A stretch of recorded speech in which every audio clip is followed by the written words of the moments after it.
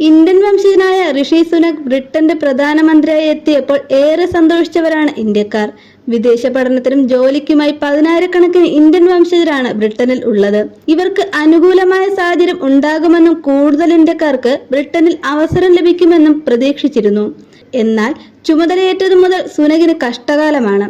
അദ്ദേഹം ഏർപ്പെടുത്തുന്ന ഓരോ സാമ്പത്തിക പരിഷ്കാരവും തിരിച്ചടിയാകുന്ന അവസ്ഥയാണ്. ഒരു ഘട്ടത്തിൽ സുനക് പുറത്തേക്ക് പോകേണ്ടി വരുമെന്ന സ്ഥിതിയും ഉണ്ടായിരുന്നു.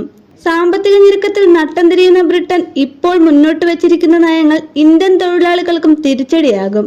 ബ്രിട്ടനിലെ എമിഗ്രേഷൻ സംവിധാനത്തിൽ പുതിയ നിയന്ത്രണങ്ങൾ വന്നിരിക്കുകയാണ് ഇപ്പോൾ. തൊഴിൽ വിസയ്ക്ക് യോഗ്യത നേടുന്ന ഇന്ത്യക്കാരുടെ എണ്ണത്തിൽ കുറവുണ്ടാകും എന്നതാണ് ഈ നിയന്ത്രണങ്ങൾ കൊണ്ടുണ്ടാകുന്ന പ്രധാന മാറ്റം.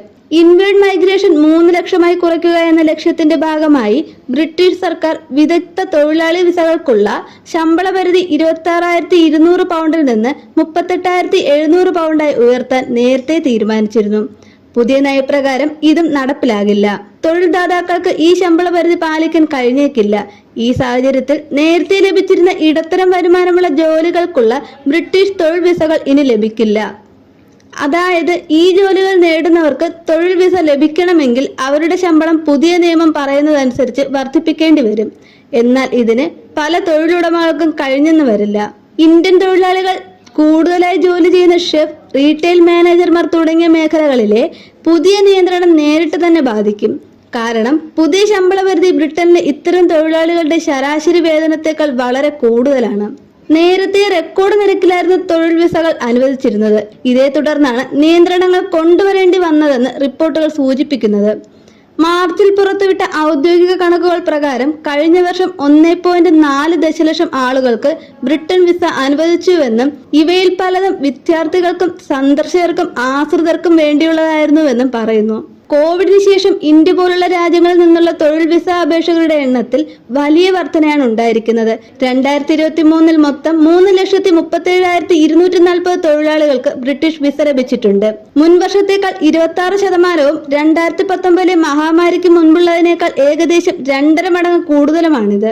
ഈ കണക്കിൽ എല്ലാ വിദഗ്ധ തൊഴിലാളി വിസകളും ഉൾപ്പെടുന്നു. ജീവനക്കാരുടെ ക്ഷാമം രൂക്ഷമായി നിലനിൽക്കുന്ന ആശുപത്രികളിലും കെയർ ഹോമുകളിലും ജോലി ചെയ്യുന്നതിനായി ബ്രിട്ടനിലെത്തുന്ന കുടിയേറ്റക്കാർക്കാണ് തൊഴിൽ വിസകളിൽ ഭൂരിഭാഗവും അനുവദിച്ചത്. 2022 രാജ്യത്ത് നിന്ന് വിദേശ ആരോഗ്യ പരിചരണ തൊഴിലാളികളുടെ എണ്ണം 1,46,477 ആയിരുന്നു. ഹെൽത്ത് കെയർ മേഖലകളിൽ ബ്രിട്ടീഷ് ഗവൺമെന്റ് ഏറെ ബുദ്ധിമുട്ട് നേരിടുന്ന അവസ്ഥയിലാണ് നാഷണൽ ഹെൽത്ത് സർവീസും ബ്രിട്ടീഷ് സോഷ്യൽ സർവീസുകളും വിദേശ തൊഴിലാളികളെ ആശ്രയിക്കുന്നത്. സ്വദേശി തൊഴിലാളികളെ റിക്രൂട്ട് ചെയ്യാനുള്ള ശ്രമങ്ങൾ നടക്കുന്നുണ്ടെങ്കിലും ഒഴിവുകൾ നികത്താൻ ഇത് പര്യാപ്തമല്ല. വിദേശ കുടിയേറ്റം രാജ്യത്ത് വളരെ കൂടുതലാണെന്ന അഭിപ്രായം ബ്രിട്ടനിൽ ശക്തമാണ്. തിരഞ്ഞെടുപ്പ് നടക്കുന്ന സാഹചര്യത്തിൽ ഭരണകക്ഷിയായ കൺസർവേറ്റീവ് പാർട്ടിക്ക് ഇത് വളരെ വലിയൊരു വെല്ലുവിളിയാണ്. ഇതോടെയാണ് വിസകൾ അനുവദിക്കുന്നത് കുറയ്ക്കാൻ സർക്കാർ തീരുമാനിച്ചത്.